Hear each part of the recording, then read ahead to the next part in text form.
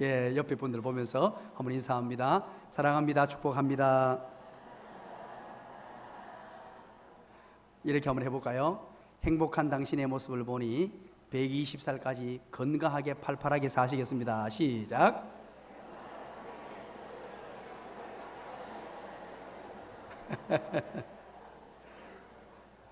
아주 행복하게 인사하시네요.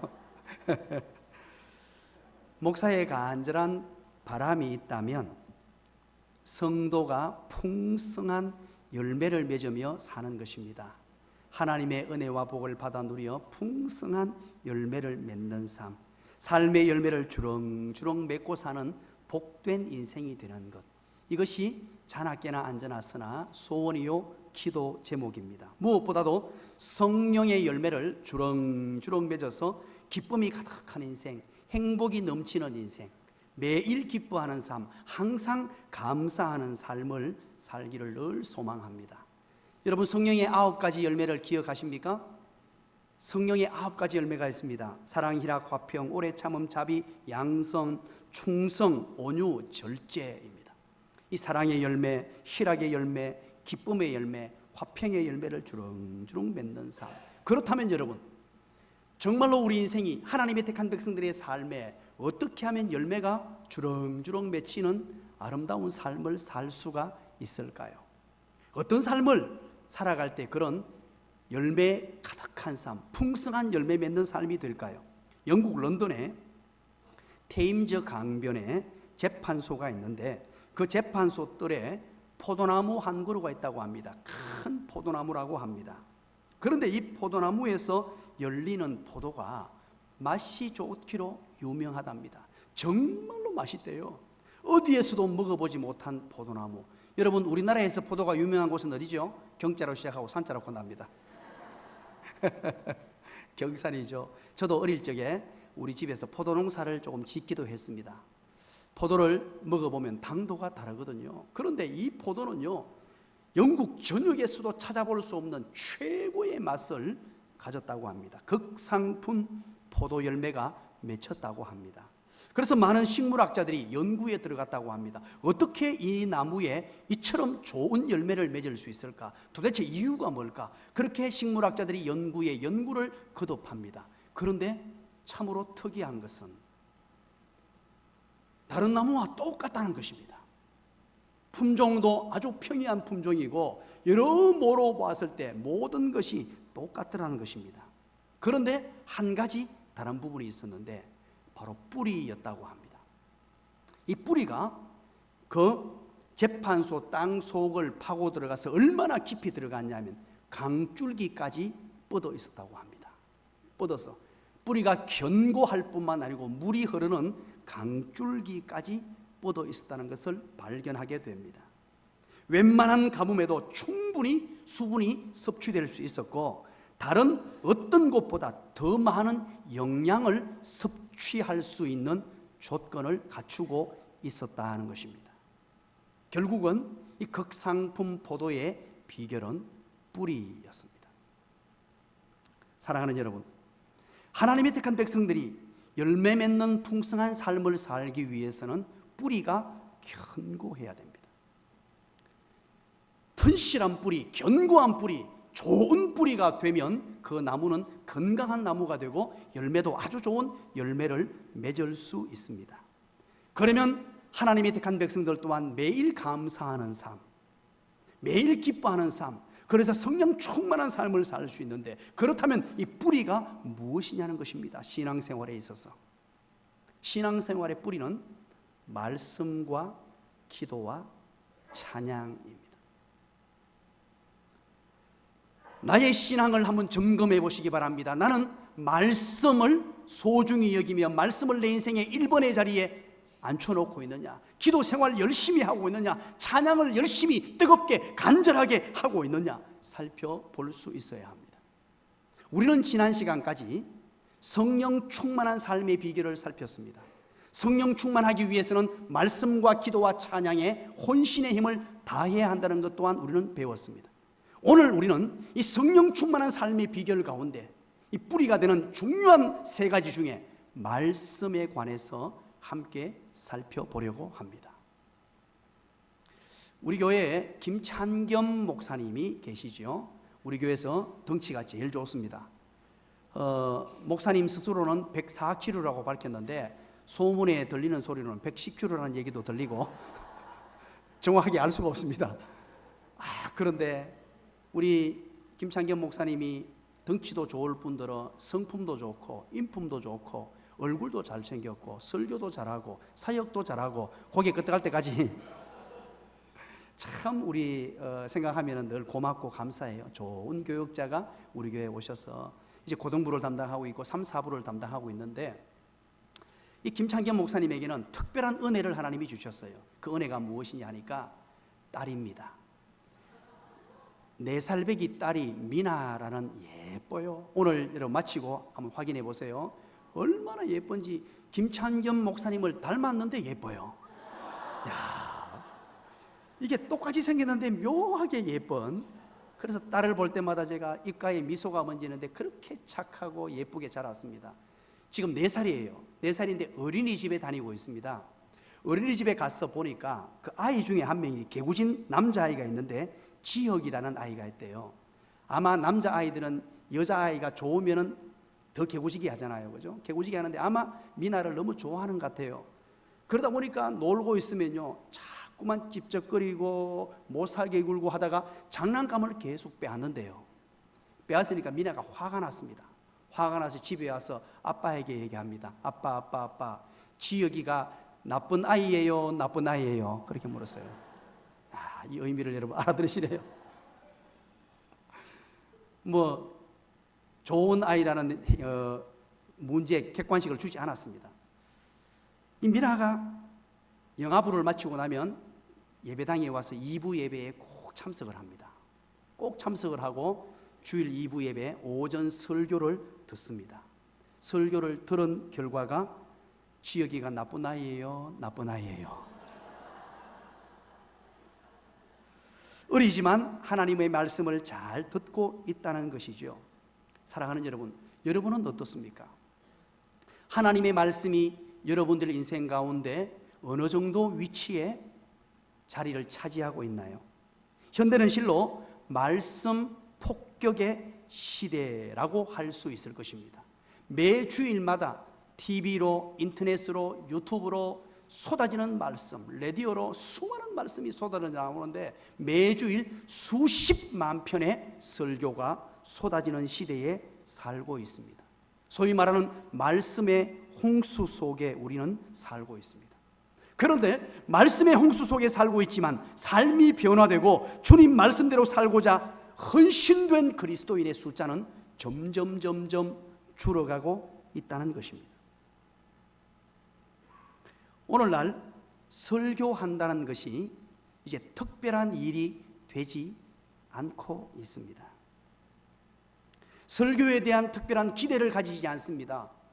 우리 성도들은 물론이고 세상 사람들도 마찬가지입니다. 한 시대에 우리가 한참 부흥하는 부흥의 시대는 하나님의 설교를 사모했습니다. 하나님을 믿지 않는 사람들도 설교에 때로는 귀를 기울이기도 했습니다. 교회가 사회에 강력한 영향을 끼치던 때 소위 말하는 부흥의 시대입니다. 부흥의 시대라고 해서 숫자만 많아지는 것을 의미하지 않습니다. 하나님의 말씀을 사모하고 하나님의 말씀을 소중히 여기며 하나님의 말씀을 가지고 가슴에 뜨거움으로 받아들이는 그 시대, 바로 소위 말하는 부흥의 시대입니다. 사랑하는 여러분, 설교의 부흥이 되면요, 설교의 말씀을 기울이는 시대, 설교를 사모하면 그 시대는 부흥의 시대가 되고 그 시대가 정말로 아름다운 시대가 됩니다. 그러나 설교의 위기가 찾아오면 교회의 위기가 찾아옵니다. 오늘날 여러분들도 잘 아시겠습니다만 설교의 위기의 시대입니다. 아마 설교 홍수 속에서 살아서 그런지 모르겠습니다. 도대체 왜, 무엇 때문에 이런 시대가 되었는가? 말씀이 특별한 시대가 되지 않았습니다. 설교를 부정적으로 받아들이기까지 합니다. 예를 한번 들어볼까요? 두 사람이 살짝 말다툼이 있었습니다. 시비가 높아지다 보니까 한 사람이 한 사람에게 막 얘기를 합니다. 막 얘기를 하면 그 사람은 얘기합니다. 나한테 설교하지 마. 이때 사용된 설교의 의미가 무엇입니까? 굉장히 부정적인 의미입니다. 설교의 위기 시대가 되었습니다. 이것을 심각하게 우리는 받아들여야 합니다. 교회의 위기이기도 하고요, 나 개인의 위기이기도 합니다. 도대체 설교의 위기가 무엇 때문에 왔을까요? 저는 두 가지로 그렇게 한번 생각을 해보았습니다. 첫 번째는 설교자의 책임 때문이다라는 생각을 해보게 됩니다. 설교자에게 상당한 책임이 있다고 생각합니다. 설교가 여러분 무엇입니까? 옛날에 쓰여졌던 하나님의 말씀, 이 어려운 말씀이죠. 우리가 그냥 읽으면요, 아마 여러분 70% 이상은 이해가 잘 안 되는 부분이 됩니다. 어려운 내용이에요. 이 하나님의 말씀을 오늘날 현대어로 풀이해서 쉽게 설명해서 하나님의 백성들이 이 말씀을 받고 하나님의 뜻을 깨닫고 하나님의 말씀을 마음에 수용하고 복음을 전하며 행복한 성도로 살아가도록 만드는 것이 설교입니다. 그런데 이 설교를 자기 과시의 수단으로 사용하고 이 설교를 가지고 잘못된 방식으로 사용하는 설교자들 때문에 설교의 위기가 왔다라고 생각합니다. 지난 시간에도 말씀드렸죠. 설교자의 종류는 크게 세 종류로 나뉜다고 말씀드렸습니다. 어려운 것을 어렵게 설교하는 분이 있다고 말씀드렸습니다. 이유가 뭐라고 말씀드렸죠? 대답해 보시기 바랍니다. 시작. 연구 안 해서 그렇습니다. 공부 안 해서 그래요. 이 본문의 말씀이 어렵습니다. 어려운 것을 어렵게 하는 것은 공부 안 한 이유밖에 안 돼요. 그런데 참 재미있는 것은 너무너무 쉬운 본문인데 쉬운 것을 어렵게 설교하는 분도 있습니다. 이유가 뭐라 그랬죠? 자기 자신을 과시하려고 전문 용어를 쓰며, 우리가 설교할 때는 구어체, 말하는 언어로 바꾸어서 사용해야 되는데 문어체로, 글을 적는 문어체로 사용하고 어려운 용어들, 신학적 용어들을 막 섞어가지고 원고를 보면서 읽어버리니까 알아들을 수가 없어요. 너무 쉬운 내용을. 그것은 바로 내가 이 정도 수준입니다, 내 지식적 능력은 이 정도입니다라는 것을 과시하고픈 욕심 때문에 그런 거예요.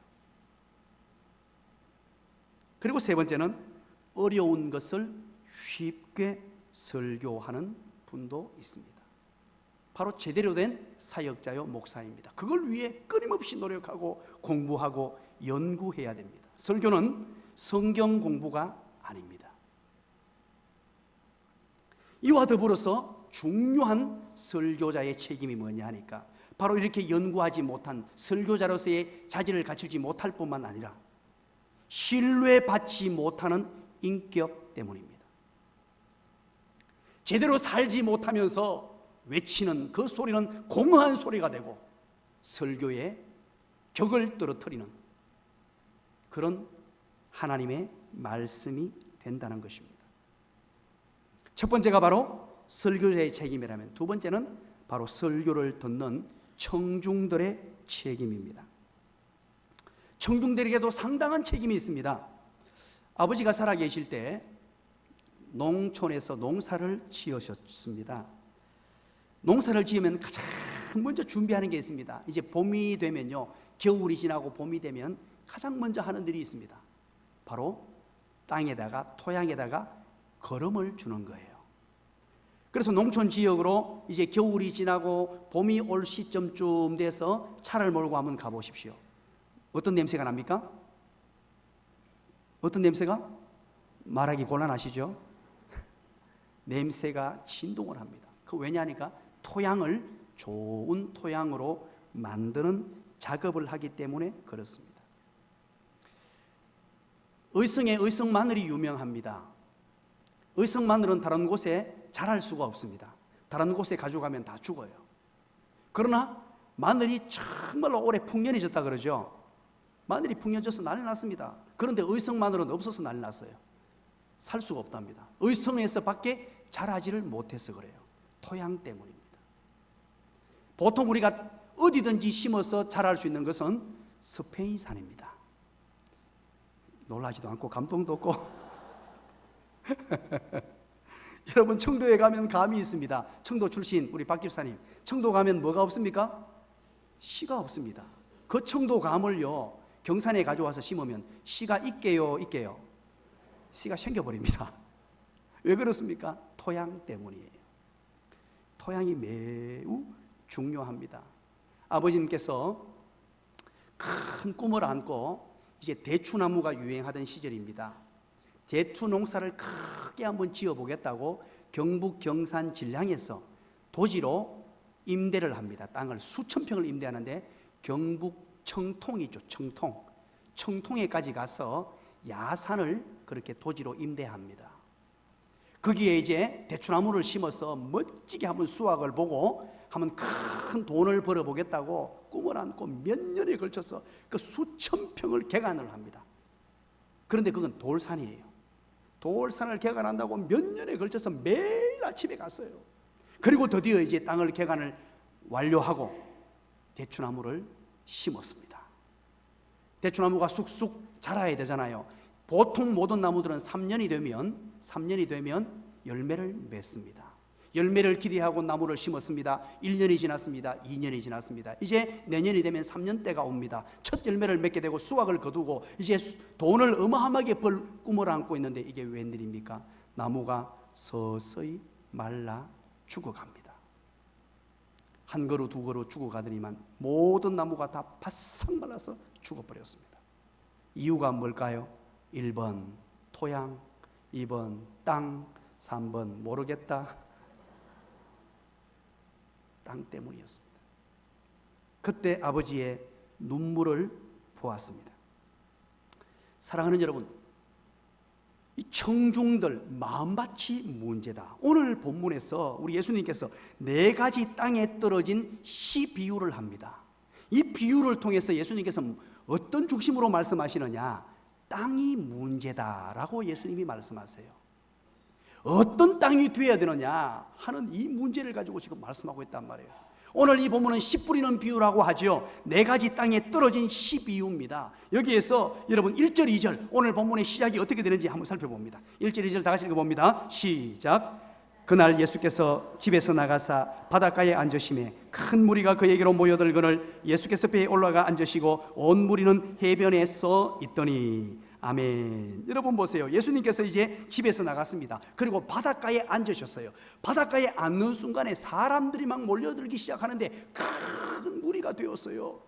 예수님 오셨다는 얘기를 듣고 예수님께서 바닷가에 앉아 계시다는 소리를 듣고 사람들이 막 모여들고, 그래서 예수님 주변에 사람들이 모여드니까 예수님이 2절에 보니까 배 위에 올라탔다라고 합니다. 배 위에 올라타서 이제 배가 뭐가 되냐니까 설교하는 강단이 되었어요. 마치 제가 여기 서 있잖아요. 여러분들은 바닷가 무태 서 있고 저는 바다 속에 들어가 있는 거예요. 배를 타고 강단 삼아 가지고 예수님이 딱 서시고 무리가 여기 쫙 둘러서서 듣고 있는 거예요. 그게 바로 1절 2절입니다. 그러면서 오늘 본문의 결론입니다. 예수님께서 무언가 열심히 강론하시고 전하시고 난 뒤에 9절입니다. 우리 한번 읽어볼까요? 9절 다 같이 읽겠습니다. 시작. 귀 있는 자는 들으라 하시니라. 아멘. 귀 없는 분이 여기 어디 있습니까? 이 말은 무엇을 말하는 것입니까? 모든 사람이 귀를 다 가지고 있습니다만 듣지를 않는다는 거예요. 하나님의 주옥 같은 말씀, 하나님의 복음, 예수님의 비유의 말씀, 예수님이 가르치시는 것, 이거 듣지 않고 다 한 귀로 듣고 한 귀로 흘려버리는데 귀 있는 자가 되어서 들으라. 이거 너무너무 중요하다라고 오늘 본문의 말씀을 전해주시는 것입니다. 오늘 4가지 땅에 떨어진 씨 비유인데 이 비유에서 중심이 되는 3가지가 있습니다. 첫 번째는 씨입니다. 두 번째는 땅입니다. 밭입니다. 세 번째는 열매입니다. 이 씨는 무엇입니까? 씨는 하나님의 복음이요 하나님의 말씀입니다. 하나님의 말씀이 뿌려진다는 것입니다. 그런데 중요한 것은 이 씨는 동일합니다. 씨는 다르지 않아요. 동일한 씨를 뿌리는데 밭이 다양한 밭이라는 거예요. 오늘 본문에서 예수님께서 비유로 4가지 밭을 설명하십니다. 똑같은 씨를 다양한 밭에다가 뿌렸는데 어떤 밭에는 열매가 맺혀서 30배, 60배, 100배의 어마어마한 결실을 거두는 열매 있는 삶, 행복한 삶, 정말로 복된 삶, 하나님의 은혜와 복을 누리는 삶이 있는가 하면 똑같은 씨가 뿌려졌음에도 불구하고 전혀 행복을 누리지 못하고 열매 없는 삶으로 전락하는 분들도 있더라 하는 것이에요. 그렇다면 오늘 이 4가지 밭의 비유를 통하여 우리가 하나님의 씨인 말씀을 받을 때 어떤 밭이 되어야 되느냐? 말씀의 씨가 우리에게 뿌려졌을 때 30배, 60배, 100배의 결실을 거두어야 되는데 거두지 못하는 요소들은 무엇 때문인가 하는 이 비밀을 오늘 본문을 통하여 함께 살펴보려고 합니다. 먼저 첫 번째, 우리 3절, 4절입니다.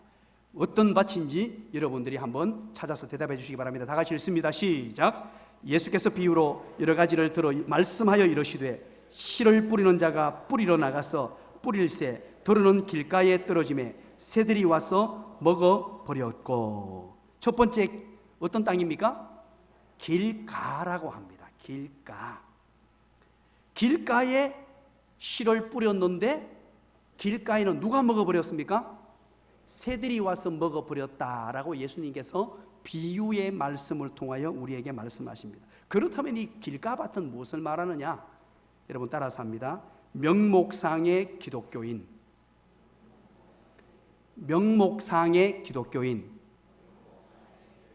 길가밭은 바로 명목상의 기독교인 또는 이름뿐인 기독교인을 의미합니다. 교인입니다. 교회에 출석은 합니다. 교회에 와서 예배는 드립니다. 말씀은 받습니다. 그러나 말씀에 대한 열정도 없고 사모함도 없고 전혀 하나님의 말씀에 대한 가치를 모르고 있습니다. 그러다 보니까 그의 삶에 뿌리를 내릴 수가 없고 뿌리를 내릴 수 없으니까 그 나무는 죽게 되고 열매 또한 맺을 수 없는 것입니다. 이 팔레스타인 지역은 그때 당시에 아주 길을 잘 닦아 놓았다고 합니다. 예수님 당시에 로마의 영향을 받아서 로마는 가는 곳마다 길을 뚫었고 그러다 보니까 로마의 영향을 받아서 길이 아주 잘 뚫혀 있었는데 이 팔레스타인 지역에 밭과 밭 사이에 농사꾼들이 지나가고 그리고 여행객들도 지나가고 동네 사람들도 계속 지나가다 보니까 그 땅들이 반들반들해졌어요. 우리 옆에 지금 한번 보십시오. 옆에 지금 여기에 차가 다니고 사람이 다녀버리니까 아무것도 못 자라잖아요. 그죠? 그 옆에는 지금 돌인데도 돌밭인데도 아주 흙이 많은데도 지금 풀이 막 올라와서 난리가 났어요. 많이 다녀버리면은 길이 반들반들해져요. 그런데 그곳에다가 씨를 뿌렸더니만 새가 와서 쪼아서 먹어버렸다라고 합니다. 자, 예수님의 해석을 한번 볼까요? 예수님께서 이렇게 9절까지 비유의 말씀을 하시고 10절부터 쭉 설명을 하십니다. 23절까지 바로 이 비유의 설명이 이 비유의 해석을 해주마 하고 설명을 해주시는 내용인데 예수님의 해석을 한번 봅니다. 19절입니다. 다 같이 읽습니다. 시작. 아무나 천국 말씀을 듣고 깨닫지 못할 때는 악한 자가 와서 그 마음에 뿌려진 것을 빼앗나니 이는 곧 길가에 뿌려진 자요. 그렇습니다. 여기에서 악한 자가 와서 그 마음에 뿌려진 것을 빼앗는다라고 합니다. 바로 길가 땅이라는 거예요. 이 악한 자라고 말합니다. 땅에 하나님의 백성의 마음밭에 땅의 말씀이 뿌려집니다. 뿌려져서 듣습니다. 듣는데 들어오는 즉시 악한 자가 낚아채 간다는 거예요. 이 악한 자가 누굴까? 누가복음 8장과 마가복음 4장에 보면 동일하게 씨 뿌리는 비유가 나와요. 거기에는 이렇게 기록을 하고 있습니다. 악한 자를 대신해서 악한 자와 병행으로 마귀라고 그렇게 기록하고 있어요. 마귀. 우리 마음밭에 떨어지는 말씀을 빼앗는 존재가 있는데 마귀가 빼앗아 가버린대요. 분명히 말씀을 듣고 있는데 그 말씀이 떨어지면 그대로 촥촥 다 빼앗아 가버립니다. 여러분 오늘날 이런 부류의 분들은 어떤 분일까요? 말씀이 떨어지자마자 다 거두어 가는, 마귀가 속속 가지고 가는 어떤 부를까요? 제일 쉬운 사람이 있습니다. 시작. 조는 사람이에요. 물론 존다고 다 나쁜 건 아니죠. 피곤하면 어쩔 수 없어요. 밤을 콕박 새고 들어오셔서 너무너무 피곤하면 졸을 수도 있죠. 그게 문제가 되지 않습니다. 그러나 여기서 존다는 것은 습관적으로 기가 막히게 설교 시간만 되면 눈이 감겨요. 이야, 이 기가 막힙니다. 그리고 설교가 끝나면 기가 막히게 눈이 번쩍 떠요. 습관적으로 조는 것은 심각한 문제가 있습니다. 사단이 다 말씀을 오기는 오는데 다 빼앗아가 버려요. 그런가 하면 여러분, 이 마귀가 말씀을 빼앗아 가는데 우리에게는 2마리 개를 키운다고 말씀드렸죠. 모든 분들. 그 2마리 개가 뭐라 그랬죠? 시작. 여러분 잊어버려 주셔서 고맙습니다. 편견과 선입견이라고 말씀드렸잖아요. 편견과 선입견. 모든 사람에게는 이 편견과 선입견이 있는데 이건 무엇으로 오느냐? 나의 자신, 똑똑함, 나는 이만큼 안다라는 생각을 가지게 되면요, 나의 사상, 철학, 이런 것들 때문에 세상을 바라보는 시각이 편견과 선입관으로, 심지어 설교에 대해서도 설교관이 생기기 시작합니다. 신앙생활 하다 보면 제대로 배운 것도 아니에요. 설교학을 배운 것도 아닌데 자기 나름의 옳지도 않은 설교관이 생겨나기 시작해요. 그러면서 그것이 마치 진실인 양, 그것이 옳은 양 받아들인단 말이에요. 그래서 어떤 사람들은 설교는 강의 설교해야 한다. 아니다, 설교는 강의 설교 어려우니까 주제 설교를 해야 된다. 어떤 사람들은 설교 내용이 너무너무 중요하다. 무슨 말하러 내용이 아무리 중요해봐야 전달이 안 되면 안 된다. 전달력이 중요하지. 그러면서 나름대로 설교관을 다 가지고 있단 말이에요. 그것 때문에 편견과 선입관이 생겨나고 내 사상과 철학 때문에 하나님의 말씀을 받지 못하는 심각한 오류가 발생하게 돼요. 말씀을 듣기는 듣는데 내가 지금 가지고 있는 지식, 내가 가지고 있는 생각, 내가 가지고 있는 어떤 사고, 철학, 이런 것들이 문제가 되어서 살아있는 하나님의 말씀, 능력의 말씀을 받지 못한다는 거예요.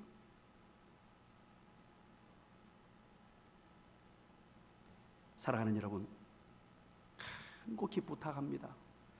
정말 제가 목숨보다도 더 소중히 여기시는 우리 사랑하는 나눔과 승김의 교회 성도 여러분, 이 말씀은 생명줄이에요. 이걸 내려놓으셔야 돼요. 그럼 어떻게 받으셔야 하느냐?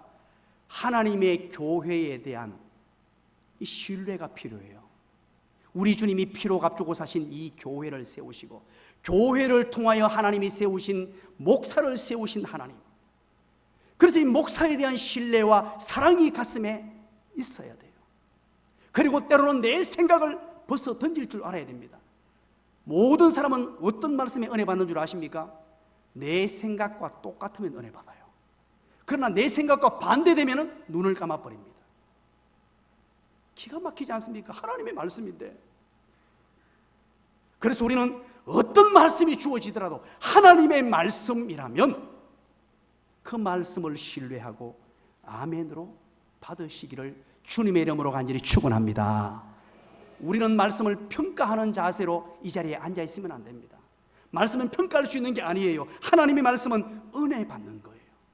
내가 하나님의 말씀에 은혜 받아야지, 하나님 말씀을 통하여 은혜 받고 열매 맺는 삶을 살아야지, 하나님의 말씀을 수용하고 그대로 받아들여서 좋은 토양이 되어 30배, 60배 결실을 맺어야지. 이런 자세로 예배를 드리고 하나님의 말씀을 받아야 한다는 것입니다. 그리고 또 한 가지 볼까요? 두 번째, 5절 6절입니다. 한번 읽어보겠습니다. 시작.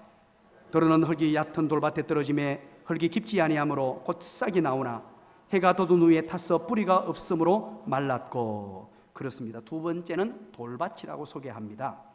돌밭인데 이것은 바로 피상적인 그리스도인, 피상적인 기독교인을 말합니다. 길가는 명목상의 기독교인, 이름뿐인 기독교인이라고 말씀을 드렸죠. 돌밭은 피상적인 기독교인입니다. 깊이가 없는 피상적인 그리스도인, 뿌리를 전혀 내리지 못합니다. 예수님의 해석을 한번 볼까요? 이렇게 예수님이 말씀하시고 바로 돌밭은 어떤 밭이다라고 예수님께서 해석을 해놓았습니다. 20절 21절입니다. 우리 다 같이 읽습니다. 시작. 돌밭에 뿌려졌다는 것은 말씀을 듣고 즉시 기쁨으로 받되 그 속에 뿌리가 없어 잠시 견디다가 말씀으로 말미암아 환난이나 박해가 일어날 때는 곧 넘어지는 자요. 그렇습니다. 여러분, 돌밭에 있는 자들은 하나님의 말씀을 기쁨으로 받습니다. 아멘으로 받습니다. 그러다 보니까 말씀이 들려질 때 웃기도 하고 때로는 감격의 눈물을 흘리기도 하고 또 때로는 그 말씀을 가지고 간증을 하기도 합니다. 그런데 내 속에 있는 어려움이 생기거나 문제가 생길 때 기쁨으로 20절에 기쁨으로 즉시 말씀을 받았습니다마는 예수를 믿고 하나님 안에 은혜를 누리고 좋다고 교회 안에 들어왔습니다. 행복을 누립니다. 때로는 간증을 합니다. 그러다가 어느 순간에 바람과 함께 사라져버리는 분들이 있어요. 정말로 이유 같지 않은 이유 때문에 상처를 받습니다. 그래서 실제로 있었던 일입니다. 실제로 있었던 일인데 어느 분이 지금 우리 교회는 아니고 옛날에 교회 안 나오길래 물어봤더니만 이렇게 전달을 했습니다. 에어컨이 시원하지 않았어. 여러분, 웃지만 정말로 왜 그럴까요? 현대 기독교의 한 철학자는 대단히 중요한 발언을 했어요. 그리스도인의 최대의 적은 공산주의가 아니라 실용주의다라고 밝혔습니다. 저는 그 말에 아주 깊은 공감을 보냅니다. 실용주의가 무엇입니까? 바로 진리의 여부에 대해서는 관심이 없습니다. 옳고 그름에 관심이 있는 게 아니라 무엇이 나에게 유익을 주느냐, 무엇이 나에게 이득을 주느냐, 무엇이 나에게 좋은 것으로 충족시켜 주느냐, 오직 거기에만 관심이 있습니다. 그러다 보니까 21절에 보니까 환난과 박해가 오니까 넘어져 버립니다.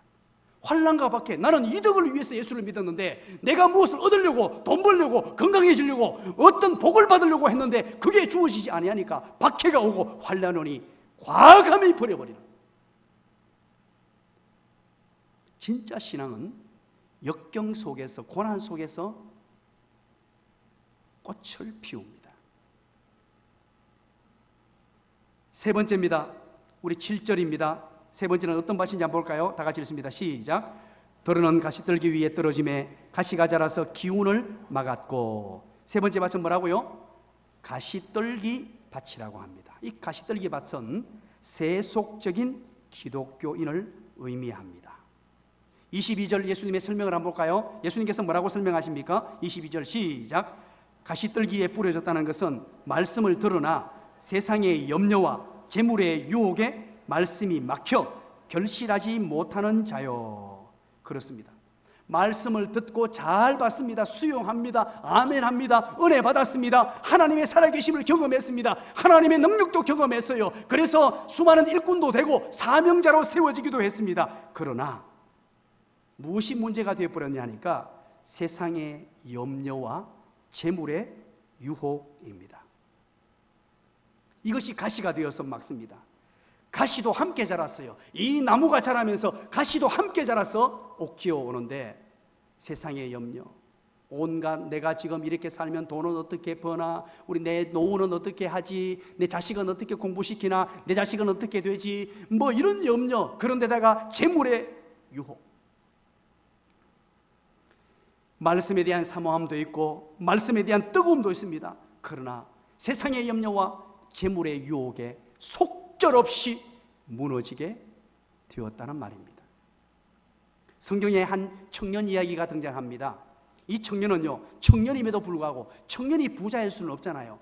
돈을 언제 청년에 벌어요? 세월이 흘려야 버는데 청년임에도 불구하고 부자였어요. 그런가 하면 관원이라는 출세한 사람, 대단히 성공한 사람이었습니다. 그런데 그가 예수님을 찾아왔습니다. 예수님에게 질문을 던집니다. 선생님, 우리가 어떻게 하여야 영생을 얻을 수 있습니까? 멋진 물음입니다. 구도자의 물음이었어요. 그런데 이 청년이 슬픈 기색을 띠고 심히 근심하며 예수님 곁을 떠나갑니다. 무엇 때문에요? 재물 때문이었다라고 밝힙니다. 재물 때문이었습니다. 흔히 우리는 맘모니즘이라고 합니다. 맘모니즘. 이 본래 이 맘몬이라는 단어는 이 돈을 우상으로 섬기는데, 맘몬이라는 단어는 나는 믿는다라는 뜻이에요. I believe라는 뜻이에요. 돈이 필요합니까? 필요합니까? 돈이 절대적으로 필요합니까? 절대적으로 필요합니까? 여러분 돈 필요 없어요. 돈이 필요합니다. 정당하게 돈을 여러분 많이 버십시오. 그래서 정말로 신실한 그리스도인 크리스천 부자들이 많이 나오십시오. 아무도 하면 안 하시네요. 정말로 저는 그걸 위해 기도합니다. 정당한 부자가 되십시오. 열심히 일해서 노력한 만큼 수확을 거두고, 때로는 하나님이 전리품을 베푸셔서 큰 은혜와 복을 주셔서 큰 부자도 되십시오. 그게 문제가 되는 게 아닙니다. 지금 부자를 탓하는 내용이 아니에요. 문제는 뭐냐 하니까 맘모니즘입니다. 그것은 바로 재물이 신앙이 되었다는 뜻입니다. 재물이 나의 신앙입니다. 재물이 나의 안정을 보장하고, 재물이 나의 미래를 보장하고, 재물이 나의 자녀들을 보장하고, 재물이 나의 가정의 안전을 지켜준다라고 믿는 거예요. 그건 아닙니다. 재물이 어떻게 나라의 미래를 보장합니까? 내 자식을 어떻게 재물이 보장해요? 내 자식의 모든 삶을 보장하고 내 인생을 지켜주시는 분은 오직 하나님이신 줄 믿으시기를 간절히 축원합니다. 맘모니즘은 바로 돈을 신앙하는 겁니다. 돈을 믿는 거예요.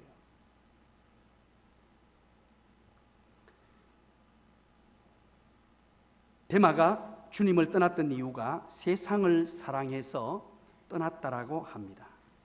기가 막히지 않습니까? 그래서 우리는 돈을 많이 벌 때 우선순위를 정해서 하나님을 위한 부자, 나에게 하나님이 물질을 주시면 하나님의 영광을 위하여 마음껏 드리고, 이웃에 가난하고 소외된 이웃들, 수많은 약자들을 섬기며 사는 통로가 되는 거예요. 아브라함이 축복의 통로가 되었듯이 정말로 믿음의 부자, 신앙의 부자, 하나님이 원하시는 진정한 부자. 마지막 네 번째입니다. 8절 한번 읽어보겠습니다. 다 같이 읽습니다. 시작. 더러는 좋은 땅에 떨어짐에 어떤 것은 100배, 어떤 것은 60배, 어떤 것은 30배의 결실을 하였느니라. 아멘. 마지막으로 좋은 땅이라고 얘기합니다. 좋은 땅은 100배, 60배, 30배, 30배, 60배, 100배의 열매를 거두었다고 합니다. 이야, 기가 막히죠. 이 좋은 땅의 정체가 뭐냐? 예수님이 설명해 놓으셨어요. 23절입니다. 우리 한번 읽어볼까요? 좋은 땅의 정체를 설명해 놓았습니다. 다 같이 읽습니다. 시작. 좋은 땅에 뿌려졌다는 것은 말씀을 듣고 깨닫는 자니 결실하여 어떤 것은 100배, 어떤 것은 60배, 어떤 것은 30배가 되느니라 하시더라. 아멘. 좋은 땅에 뿌려졌다는 것은 말씀을 듣고, 첫 번째가 말씀을 듣고라고 합니다. 이 말씀을 잘 듣는 자가 좋은 땅이란 말이에요. 여러분들처럼 오늘 보니까 얼마나 말씀을 잘 들으시는지, 귀를 쫑긋 세우고 두 눈을 부릅뜨고 참 피곤하신 분도 계실 텐데 얼마나 말씀을 잘 들으시는지. 그런데 여러분 보세요. 오늘 이 본문과 같은 병행 본문이 있습니다. 누가복음 8장 15절인데요. 여러분의 이해를 돕기 위해 제가 설명을 드립니다. 오늘 마태복음에서는 좋은 땅에 뿌려졌다는 것은 말씀을 듣고 라고만 번역하고 있는데, 누가복음 8장 15절에서는 이렇게 설명합니다. 좋은 땅에 있다는 것은 착하고 좋은 마음으로 말씀을 듣고 라고 기록하고 있습니다. 착하고 좋은 마음으로. 기가 막힌 표현이죠. 우리가 하나님의 말씀을 들을 때 착한 마음, 좋은 마음, 선한 마음, 심령이 가난한 자가 되어야 돼요. 이 하나님의 말씀을 수용하고 말씀대로 살려고 애를 쓰고, 말씀대로 이 말씀이 내게 주시는 말씀으로 하나님 나에게 이런 말씀을 주시는군요. 아멘. 꿀떡 하고 받아들이는 자세. 서두에 첫 번째 길가반 얘기하면서 말씀드렸죠. 새들이 쪼아먹는 것, 바로 이상한 사상과 가치관에 물들고, 세속적인 사상 가치관, 내 나름의 교회관, 내 나름의 설교관, 내 나름의 어떤 가치체계 때문에 하나님의 말씀을 제대로 수용하지 못하는 그런 어리석은 인생. 그런데도 그걸 몰라요. 그걸 어떻게 생각하느냐? 나는 똑똑한 사람이라고 생각해요. 지혜로운 사람이라고 생각합니다. 정반대예요. 스스로는 지혜롭다, 스스로는 똑똑하다 생각하는데 가장 어리석은 사람이에요. 하나님의 말씀을 착하고 좋은 마음으로, 사랑하는 여러분, 우리 교회는 말씀을 너무너무 잘 들었어요. 주일이 되면요, 피드백이 오는데 말씀에 은혜 받는 사람들이요 얼마나 많은지 앞에서도 느낍니다만 끝나고 나면 이게 폭발이에요. 오늘 일부 예배 때도 나가면서 설교 들은 걸로 막 악수하면서 막 나누는데 처음에 제가 당혹스러웠습니다. 얼마나 말씀을 잘 들으시는지. 그래서 우리는 좋은 교회입니다. 이거 변치 말아야 돼요. 그리고 한 가지가 뭐라 그럽니까? 말씀을 듣고 깨닫는 자라고 말합니다. 좋은 땅은 말씀을 듣고 깨닫는 자인데, 이것 또한 여러분 누가복음에 보니까 말씀을 듣고 깨닫는다는 단어를 이렇게 바꿔놨어요. 지키는 자라고 바뀌어놨습니다. 깨달아 지킨다는 말이죠. 그렇습니다. 하나님의 말씀을 구체적으로 적용하고 삶에 실천하는 것을 말합니다. 그냥 듣고 깨달아 아는 정도에서 그치는 것이 아니라 말씀을 행하는 자가 좋은 땅이라는 말입니다. 말씀의 결론을 맺고자 합니다. 그렇다면 여러분들에게 말씀의 결론을 맺으면서 정말 중요한 얘기를 하려고 합니다. 말씀을 좋은 마음으로, 착한 마음으로 받고 그리고 지켜 행하는 그 비결이 여러분 뭘까요? 여러분 매 시간마다 말씀의 은혜를 받고 폭포수와 같은 하나님의 은총을 누리려면 그 비결이 뭘까요? 이 비밀을 공개하려고 합니다. 여러분 오해하지 말고 잘 들으십시오. 오해와 이해는 새 끗 차이인데 결과는 엄청납니다. 오해와 이해는 새 끗 차이인데 결과는 엄청나요. 정말로 교회를 사랑하는 마음으로 부탁드리며 말씀드립니다. 하나님의 말씀을 착한 마음으로, 정말로 좋은 마음으로 받고 실천하려면 목사를 사랑해야 합니다. 별로 감동이 없으셔가지고 제가 너무 엄숙하게 말씀드렸습니까? 이거요 생명줄입니다. 여러분 신앙생활 하면서 언제 가장 힘이 들었습니까? 말씀이 귀에 들어오지 않고 이 헌신도 하기 싫고 밤낮 입맛 떨어지고 신앙생활 재미가 없을 때가 언제였어요? 여러분 한번 생각해 보시기 바랍니다. 지난 세월 돌아보면서 어느 순간이 나의 신앙의 가장 큰 위기였습니까? 어려운 환경? 아닙니다 여러분. 교회에 문제가 터졌다? 아니에요. 사업이 무너졌다? 아니에요. 그럴 때는 신앙이 더 돈독해져요. 바로 목사와 관계가 무너지면, 아무리 돈을 벌고 아무리 세상이 모든 게 잘 돼도 이게 앞뒤 좌우가 막히고요, 은혜가 안 돼요. 그래서 사랑하는 여러분, 제가 부족한 것 압니다. 이 자리에 있어서 이런 말 하기가 굉장히 부담스럽고 조심스럽습니다만 가르쳐 드려야 되니까. 정말로 이게 부담스러운 얘기예요. 제가 앞에서 한 번씩 벌벌 떨고 있는 거지. 일부 예배 때도 내가 얼마나 얼굴에 막 칠판을 깔고 얘기하는데 부끄러워 죽는 줄 알았습니다. 그래도 이거 알아야 돼요. 보통 이걸 왜 모르느냐? 목사님들이 부끄러워서 얘기를 안 하기 때문에 몰라요. 이것은요 하나님의 말씀을 전하는 전달자. 옛날에는요 그냥 이렇게 가르쳤잖아요. 목사 잘 대접하라. 막 그래서 목사한테 대접하고 밥도 사주고 막 선물도 하고 막 하다 보니까 목사를 존경하게 되고 사랑하게 됐어요. 그러나 지금은 그런 시대가 아니잖아요. 덮어놓고 그런 얘기하면 여러분들 다 상처받아가 뒤에 가서 욕할 거잖아요. 그게 아니라 성경적으로 하나님의 말씀을 전달하는 이 말씀의 권위 때문에 그래요. 여러분 목사에 대해서, 교회에 대해서 부정적인 얘기는 비슷하게라도 하지 마십시오. 만약에 사랑방에서 하면 사랑방 가족 다 죽입니다. 여러분 자녀들 다 죽여요. 교회들마다 한 세대가 무너져 있는 교회가 있습니다. 어떤 교회에 가면 40대가 없고, 어떤 데 가면 30대가 없고, 어떤 데 가면 50대가 없어요. 왕창 거기 비어 있어요. 그거 한번 여러분 확인해 보세요. 그 40대가 없는 세대가 청소년 때 교회에 분쟁이 있었던 교회예요. 목사는 교인들, 장로님을 욕하고, 장로님들, 성도들은 목사를 욕하고 막 해놓으니까 집에 들어가서 그 얘기를 들었단 말이에요. 우리 장로님 자녀들이, 집사님 자녀들이 목사 욕하는 소리를 다 듣고는, 그때는 교회 안 나갈 수 없잖아요. 엄마 아빠의 힘에 눌려가지고 자기 스스로 판단할 때가 되면 자라서는 교회를 다 떠나버려요.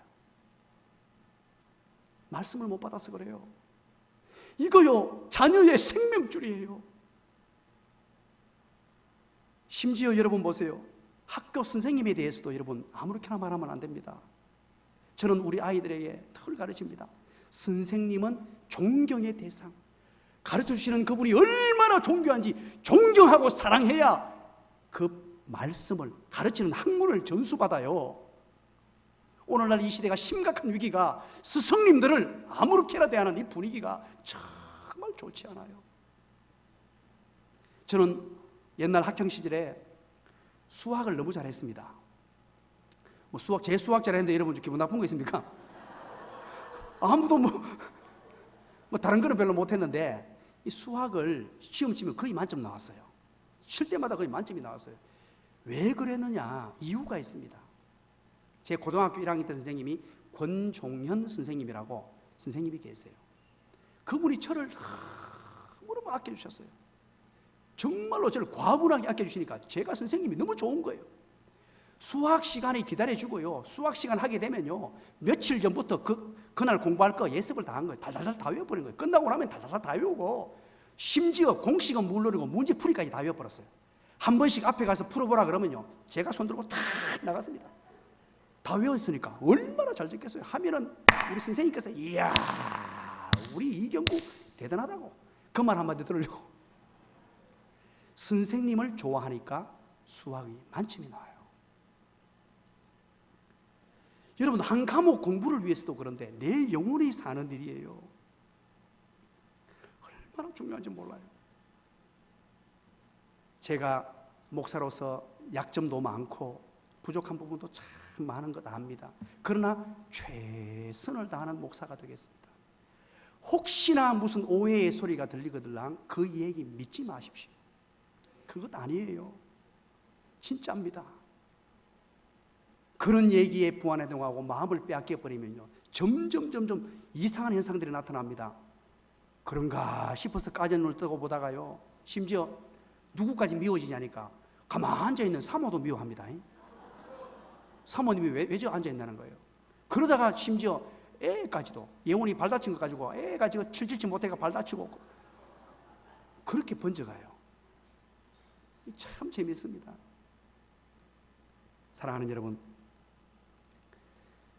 목회를 해보니까 많은 성도들은 이걸 모르는 것 같아요. 목사가 오직 성도밖에 없다는 걸 모르는 것 같아요. 저는 목회를 만약에 그만두면 아무것도 없어요. 오직 여러분들에게만 혼신의 힘을 쏟고 있고 정말로 교회만을 위해 사는 사람이 목사예요. 그리고 교인들을 사랑하려고 발부둥 쳐요. 혹시나 여러분 오해가 생기거든, 오늘 목사님이 나를 이상해 보는 게 아니라 그거 아닙니다. 여러분 진짜예요. 조금이라도 그런 게 보이거든 바로 010-8765에 구원빨리로 전화해서 한마디만 전하면 해결됩니다. 그것 아니에요. 만약에 제가 그런 마음을 가지고 목회한다면 저는 목회를 그만둡니다. 내가 사랑해야 될 성도, 하나님이 나에게 보내주신 선한 양떼들, 목회를 해보니까 스스로 생각하고 스스로 판단하고 아무것도 아닌 것 가지고 혼자 생각하다가 깊은 수렁 속으로 모든 걸 거기에 끼워 맞춰가지고요, 부정적인 사람으로 바뀌는 것을 너무나 많이 봤습니다. 여러분, 교회를, 하나님이 피로 값주고 사신 교회를 믿고 신뢰하시고 교회를 통하여 주시는 은혜를 여러분 공급받으시고 그 교회에 말씀을 전하는 말씀 사역자로 세우신 목사를 여러분들이 신뢰하고 사랑하고 인정해야 돼요. 거기서부터 신앙생활은 출발하고 말씀 받는 사역자는 반드시, 말씀은 반드시 그래야 은혜가 돼요. 이게 끊어져 버리면요 끝납니다.